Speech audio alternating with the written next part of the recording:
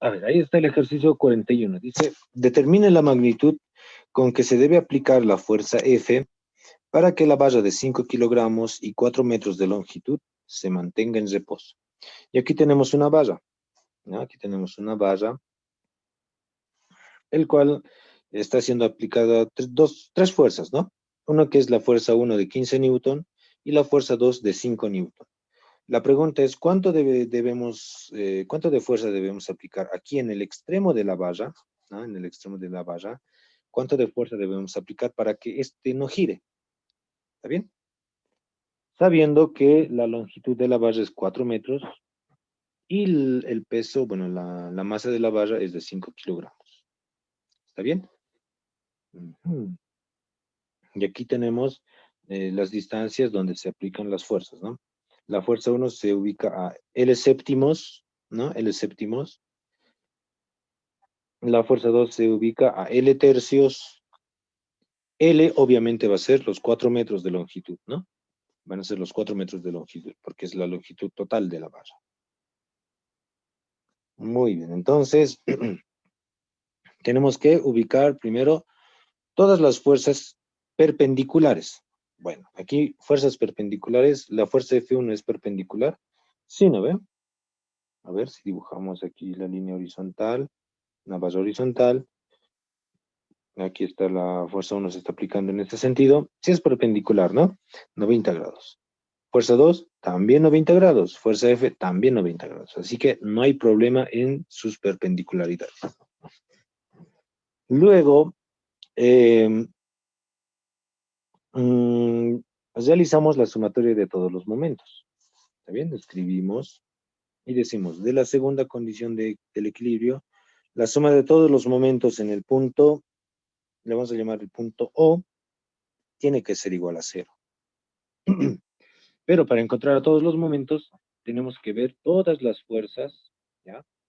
Todas las fuerzas que se ubican, ¿no? Bueno, que se aplican en esta barra.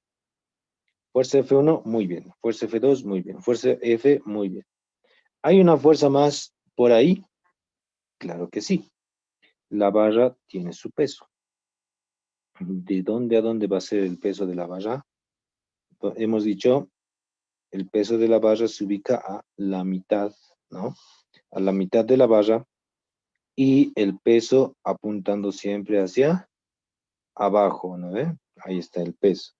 El peso de la barra también hace que ésta se mueva, ¿no? O sea, si dejamos, qué sé yo, a esta barra, ¿no? Si dejamos esta barra sin ningún tipo de fuerza, ¿no? Sin ningún tipo de fuerza, obviamente que va a girar, ¿no? Por más de que por más de que nadie le esté jalando hacia abajo, obviamente que va a girar. ¿Y eso gracias a qué? Al peso, ¿no? Al peso va a girar y esta barra va a estar así hacia abajo, ¿no? Entonces, el peso es una fuerza que hace eh, que la barra rote, ¿está bien? Entonces ahí el peso, a veces en los gráficos el peso nunca te lo dibujan, tú tienes que dibujarte el peso, ¿ya? Entonces, ya tienes todas las fuerzas, todas son perpendiculares, inclusive el peso, ¿no ve? El peso siempre hacia abajo es perpendicular, ¿ah? Perpendicular.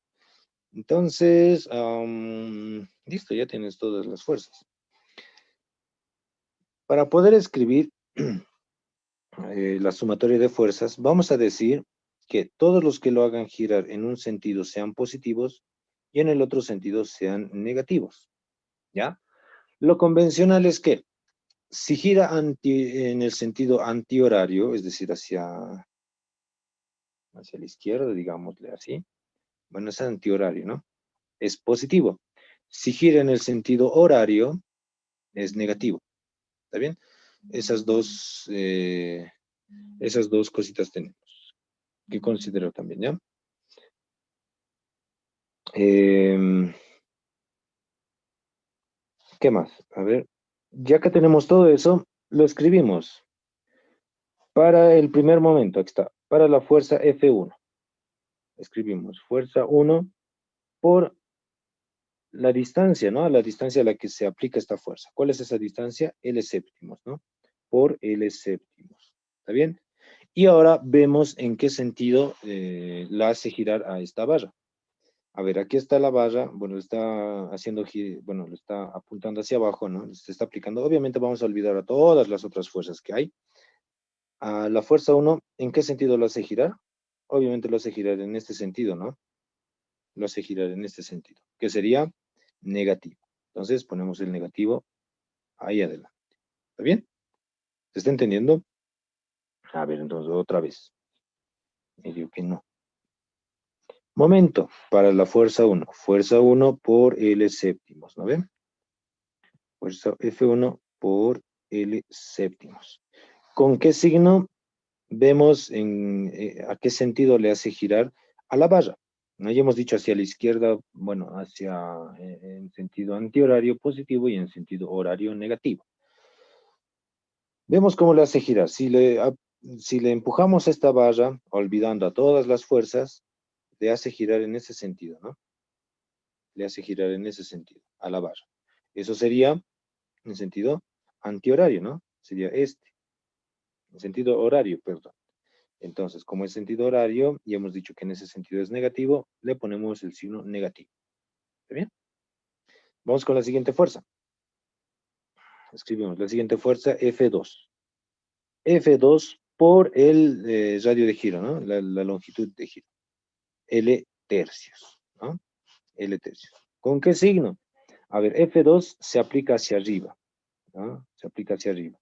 Como le está aplicando hacia arriba, olvidando a todas las fuerzas, ¿cómo lo hace girar? Lo hace girar en este sentido, ¿verdad? Lo hace girar en ese sentido. ¿Ese sentido cómo es? A ver, horario o antihorario.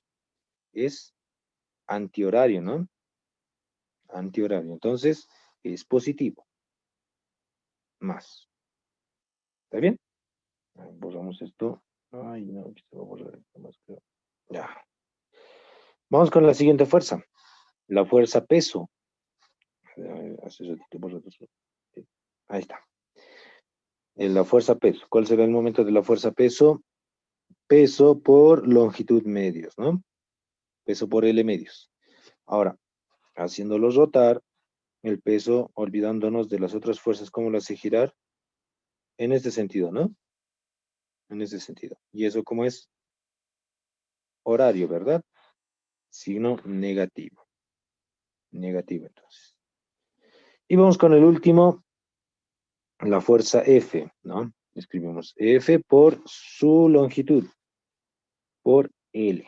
No es toda la longitud, a ver, desde el punto de giro hasta el extremo de la barra, es L. Entonces, ¿cómo lo hace girar? Lo hace girar de esta manera, ¿no? ¿En qué sentido? ¿En qué sentido? Positivo. Positivo, ¿no? Muy bien, positivo. Entonces, ponemos más. Listo. Como no hay más, como no hay más fuerzas que realicen rotación, decimos, todo esto tiene que ser igual a cero. Porque esa es la condición, ¿no ve? Se mantenga en reposo. ¿Ya? Y listo. Ahora, ¿qué hacemos aquí?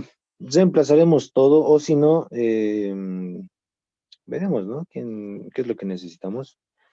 A ver, ¿qué dice? Determine la fuerza F. Muy bien. ¿Dónde está la fuerza F? Aquí tengo F1, F2, no es eso. Peso tengo aquí. Ah, aquí está F. Vamos a despejar esta fuerza F, ¿ya? Despejando esta fuerza F, yo digo fuerza F por longitud es igual. Todo lo demás lo llevo al otro lado, ¿no? Va a ser F1 por L séptimos más F2 por L tercios. Ah, no, sería negativo, ¿no? Menos F2 por L tercios más peso por L medios. ¿A ver? Despejando, ¿no? Este estaba en negativo, pasó como positivo. Ya.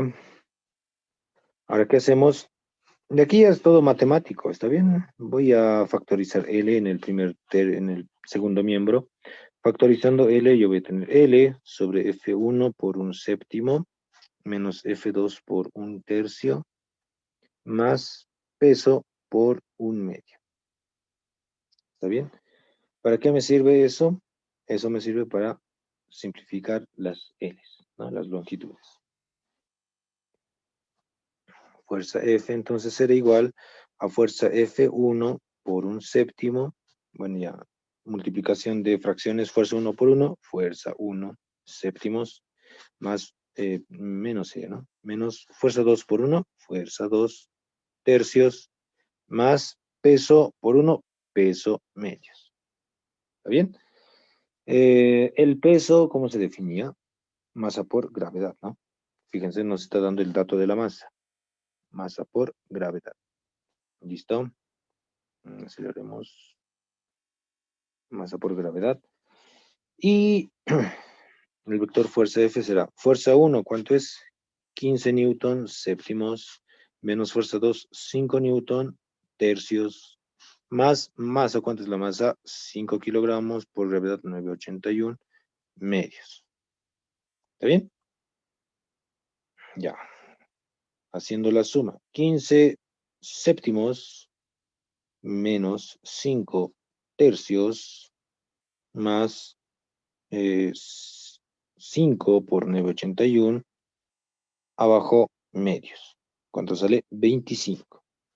Entonces la fuerza F que se debe aplicar ahí es de 25 newton para que se mantenga completamente estático. ¿Está bien?